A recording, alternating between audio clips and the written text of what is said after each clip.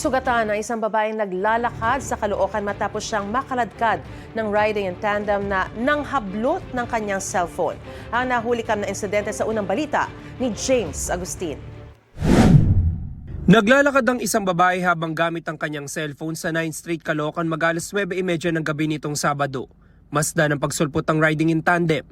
Dahan-dahan itong sinundan ng babae at biglang hinablot ng angkas ang cellphone ng biktima. Bagyang nakaladkad ang babae hanggang sa madapa siya. Ang mga salarin mabilis na lumiko sa 10th Avenue. Nilabag pa nila ang batas trapiko at tuloy lang ang andar kahit naka-red ang traffic light.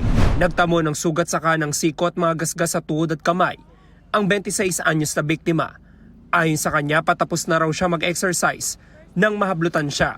Then may tumawag sa akin, pagkasagot ko, nag-uusap kami. Bali, magpapaalam na ako ng i-end ko na yung call. Saka pa po niya na yung phone.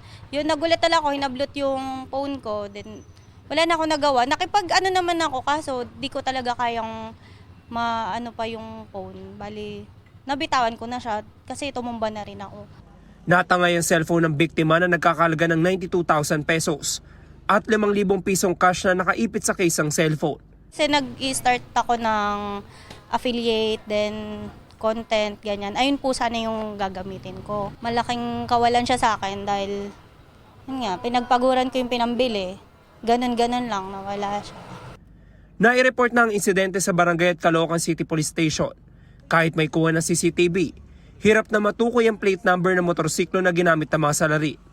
Ayon sa mga taga-barangay, may naka-duty naman mga tanod ng mga oras na yun. Yung mga oras na yun, parang nag-merienda, kumain, bumalik dito sa barracks yung mga tanod para kumain. Pero nagsasalisihan naman po sila. Actually, dun sa mismong City Hall sila umiikot dahil maraming tao po dun. Noong nakaraang linggo, isang lalaki rin daw na nag-exercise ang nahablutan ng cellphone sa 8th Street. Mas paigtingin daw ng mga otoridad ang pagbabantay sa lugar. Ito ang unang balita. James Agustin para sa GMA Integrated News.